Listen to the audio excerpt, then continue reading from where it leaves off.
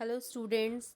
आज हम डिस्कस करने जा रहे हैं अपना चैप्टर इशू ऑफ शेयर्स, जिसके कुछ बेसिक की टर्म्स हमारे स्क्रीन पर हैं। इसमें पहला आ रहा है कंपनी।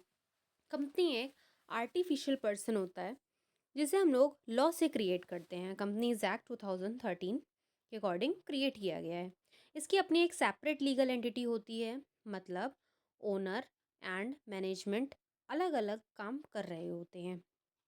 इसमें परपेचुअल सक्सेशन देखने को मिलता है। मींस कोई भी शेयर होल्डर आएगा या जाएगा, उससे कंपनी के बिजनेस रुकने वाला नहीं है। कंपनी अपना बिजनेस कैरी ऑन रखती है। एक और इसका फीचर होता है कॉमन सील, जिसका मतलब है कि जैसे हम ह्यूमन बींग्स का अपना एक सिग्नेचर होता है, ऐसे ही कंपनी का भी एक सिग्नेचर होता है जिसे हम लोग कॉमन सील बोलते हैं। हम लोग मल्टीपल टाइप्स की कंपनी देख सकते हैं। वन पर्सन कंपनी जिसमें सिर्फ एक ही मेंबर होगा।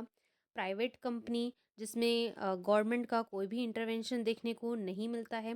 पब्लिक कंपनी जिसमें प्राइवेट पीपल्स नहीं होते हैं और वो कम्प्लीटली पब्लिक की कंपनी होती है, यानी गवर्नमेंट की होती है। उसके बाद हमारा एक बहुत इंपॉर्टेंट टर्म आ रहा है शेयर्स। जिस चैप्टर को हम पढ़ने जा रहे हैं, आखिर वो शेयर्स क्या है। तो शेयर शेयर कैपिटल का सबसे स्मॉलेस्ट यूनिट है। मतलब कंपनी की जो टोटल कैपिटल होती है, उस कैपिटल का जो सबसे छोटा पार्ट है, उसे हम लोग शेयर कहते हैं। शेयर कैपिटल हमारी दो तरह की होती हैं। एक प्रेफरेंस शेयर कैपिटल है और एक इक्विटी शेयर कैपिटल है। प्रेफरेंस शेयर्स को दो तरह के प्रेफरेंसेस मिले हुए होते हैं। मींस उन्हें डिविडेंड पहले मिल रहा होता है और कंपनी के वाइंड अप के टाइम उन्हें पहले कैपिटल का रीपेमेंट किया जाएगा। और ये दोनों ही प्रेफरेंसेस हमारे इक्विटी शेयर होल्डर्स को नहीं मिल रहे होते हैं। उसके बाद हमारा टर्म आ रहा है अलॉटमेंट ऑफ शेयर्स। जितने भी एप्लीकेंट्स आए हैं, उसमें से जितने शेयर्स अलॉट किए जाएंगे उसे अलॉटमेंट ऑफ शेयर कहते हैं। मतलब हमारे पास सपोज करते हैं 100 एप्लीकेशन आ गए, उसमें से हमने 80 शेयर्स अलॉट कर दिए, तो इसे ही अलॉटमेंट ऑफ शेयर्स बोलेंगे। अब उस अलॉटमेंट ऑफ शेयर्स से कुछ मनी भी हमें रिसीव हुआ होगा। तो जो अमाउंट रिसीव होता है हमको अलॉटमेंट पर, उसे हम लोग अलॉटमेंट मनी बोलते हैं। अब हमारी शेयर कैपिटल को सब डिवाइड किया जा रहा है। इसकी कैटेगरीज हम लोग देखेंगे वन बाय वन। सबसे पहले आ रहा है हमारा ऑथराइज कैपिटल। ये कंपनी की मैक्सिमम कैपिटल होती है जो वो अपने पूरे लाइफ टाइम में इशू कर सकती है, और इसको मेमोरेंडम ऑफ एसोसिएशन में मेंशन किया जाता है। इसके बाद आप इस स्क्रीन से समझ सकते हैं जो हमारा चैप्टर है, उस चैप्टर का नाम ही है शेयर्स। तो शेयर्स क्या होता है? जब कंपनी को पब्लिक से फंड चाहिए होता है, पैसा चाहिए होता है, तो वो अपने टोटल कैपिटल का यानी ओनरशिप का छोटा हिस्सा बेच देती है, वही हमारा शेयर होता है। तो यानी जिसके पास भी ये शेयर होगा वो हमारा शेयर होल्डर कहलाएगा। उसके बाद हमारा आ रहा है, हमने ऑथराइज कैपिटल पढ़ लिया, देन आ रहा है इशूड कैपिटल।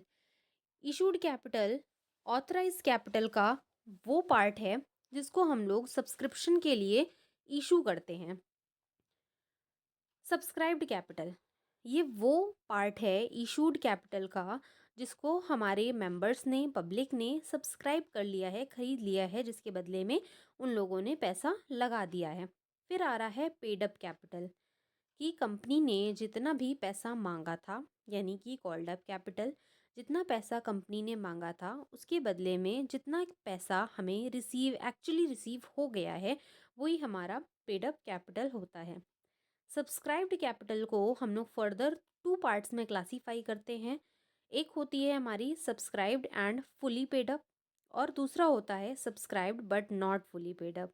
तो नेम से क्लियर हो रहा है, subscribed and fully paid up का मतलब है कि हमने जितना भी कॉल्ड अप किया था वो सब पैसा हमको मिल गया है, उसे हम subscribed and fully paid up बोलते हैं। लेकिन जो पैसा हमने पूरा मांगा उसमें से कुछ पैसा हमें नहीं मिला, तो वो हो जाता है subscribed but not fully paid up. Then हमारे कुछ और कीवर्ड्स आ रहे हैं। रिजर्व कैपिटल, ये कैपिटल का वो पार्ट है जिसको कंपनी वाइंड अप के टाइम के लिए रिजर्व करके रख लेती है कि जब कंपनी वाइंड अप हो रही होगी और हमें कैपिटल की रिक्वायरमेंट होगी तब हम इसे कॉल्ड अप करेंगे।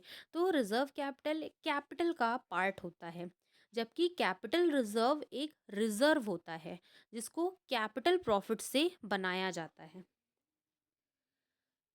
इशू ऑफ शेयर्स में हम देखेंगे शेयर्स को आप कैश पर इशू कर सकते हैं या कंसिडरेशन अदर देन कैश पे कर सकते हैं।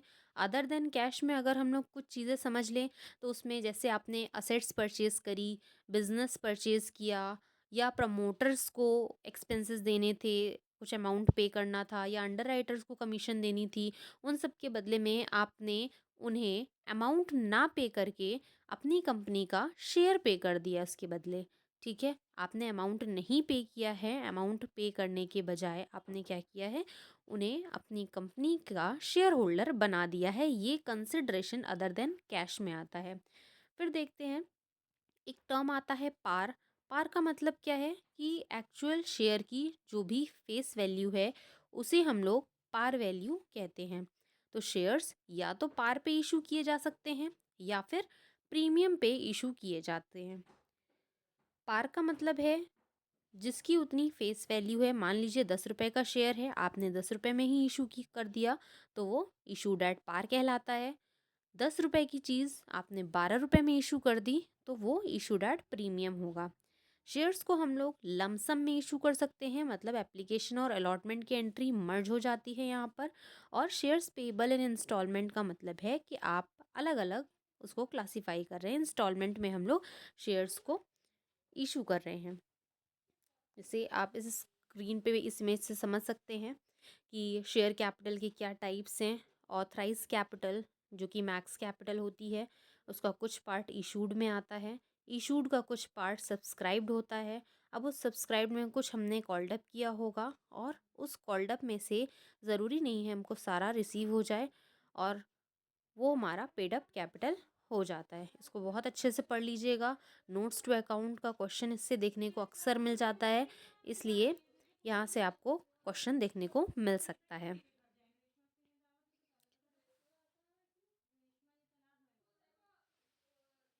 अब आ रहा है हमारा अंडर सब्सक्रिप्शन, जिसमें क्या होगा कि जितना हमने शेयर इशू किया था उससे कम एप्लीकेशन हमारे पास आते हैं, वो अंडर सब्सक्रिप्शन का केस हो जाता है।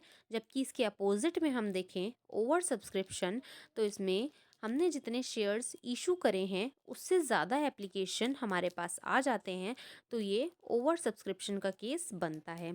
प्रो रैटा अलॉटमेंट मतलब आप जब पार्शियल अलॉटमेंट करते हैं, मतलब कि जितना किसी ने अप्लाई किया है उसको उतने शेयर्स नहीं देना। फॉर एग्जांपल किसी ने 1000 शेयर्स के लिए अप्लाई किया है तो आप उसको पार्शियल अलॉटमेंट में सिर्फ 800 शेयर्स ही इशू कर रहे हैं, बाकी के 200 आपने रिजेक्ट कर दिए हैं। इसे प्रो रैटा अलॉटमेंट बोलते हैं। देन हमारा नेक्स्ट आ रहा है कॉल्स इन एरियर्स।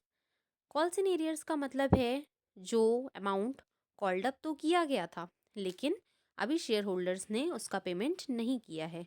आपने यानी कंपनी ने कॉल्ड कर लिया है लेकिन उसका अमाउंट अभी हमें रिसीव नहीं हुआ है, ये कॉल्स इन एरियर हो जाता है।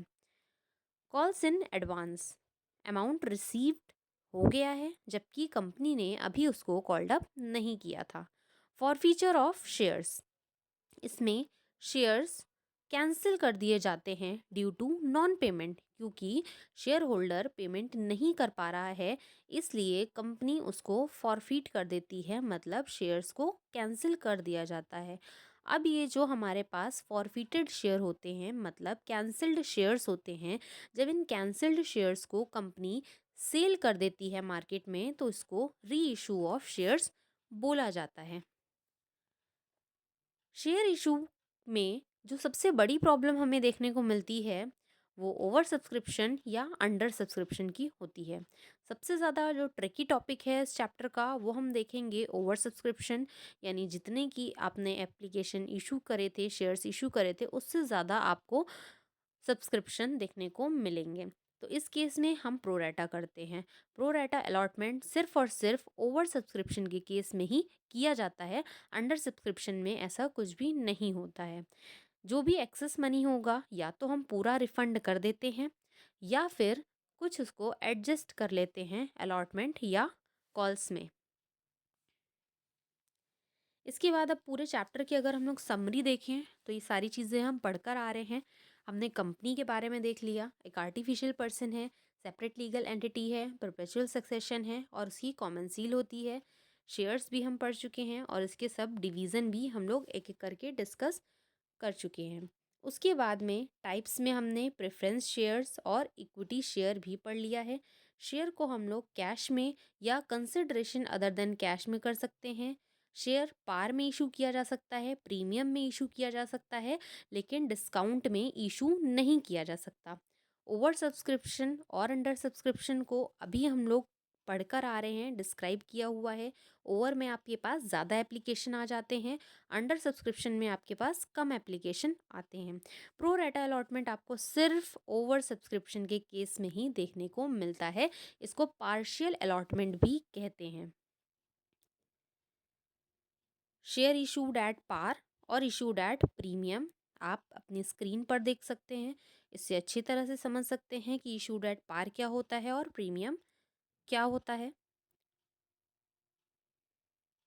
इसके बाद कॉल्स समझ लेते हैं। कॉल्स क्या है कि कॉल्स वो अनपेड अमाउंट है जो अभी शेयर होल्डर से मांगा जाना है, मतलब कंपनी ने उसको मांगा नहीं है और जब कंपनी उसको डिमांड करती है, उसकी मांग करती है, तो उसे हम लोग कॉल बोलते हैं।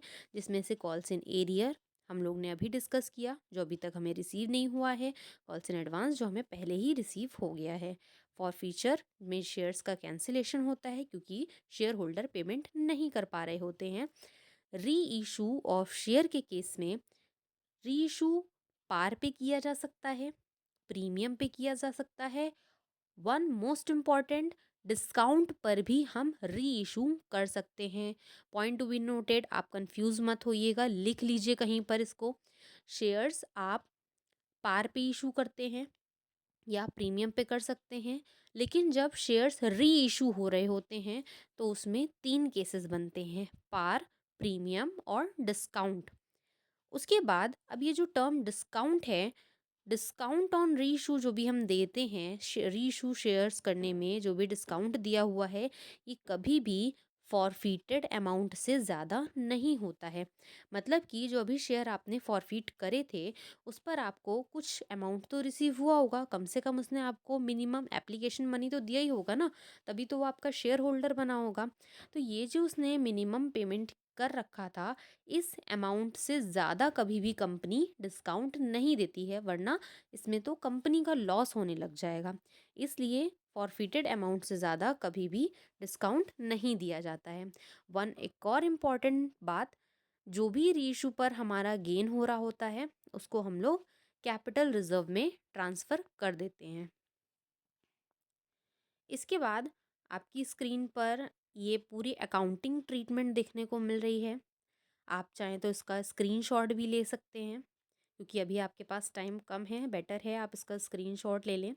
अब इसमें हम एक एक करके सारी एंट्रीज़ देखेंगे, पढ़ेंगे, समझेंगे, अमाउंट के साथ समझेंगे।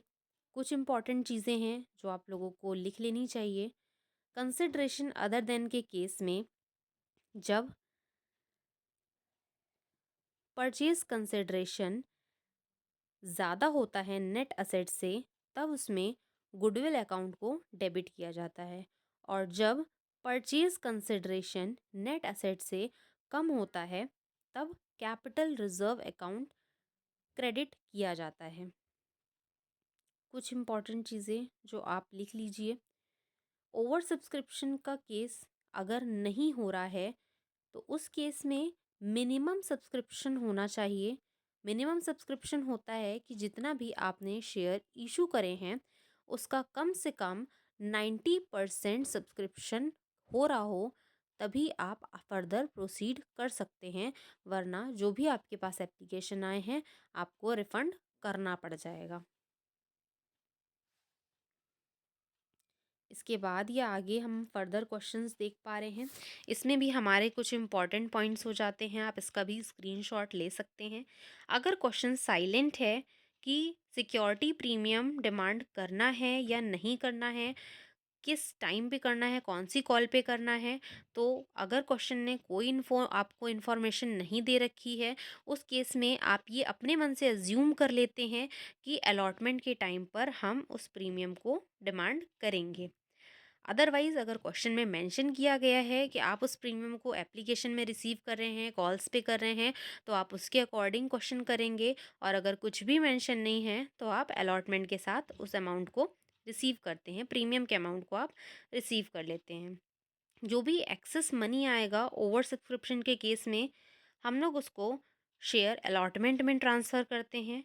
और जब क्वेश्चन में स्पेसिफाई किया गया होगा तो हम उसको कॉल्स इन एडवांस अकाउंट में भी लिखा जा सकता है, लेकिन सिर्फ तभी लिखेंगे जब क्वेश्चन ने आपसे कहा होगा। अदरवाइज क्या करेंगे, उस एक्सेस अमाउंट को हम रिफंड कर देंगे। अगर एक्सेस एप्लीकेशन मनी एडजस्ट करने को बोला गया है कॉल्स में तो आप एडजस्ट करेंगे, अदरवाइज नहीं करेंगे। कॉल्स इन एरियर और कॉल्स इन एडवांस का अकाउंट आप यूज़ कर भी सकते हैं और नहीं भी कर सकते हैं, डिपेंडिंग अपॉन द केस। तो thank you so much. Please like, share और सब्सक्राइब ज़रूर कर दीजिएगा। हम नेक्स्ट पार्ट में मिलते हैं इस चैप्टर के न्यूमेरिकल्स के साथ। Thank you so much.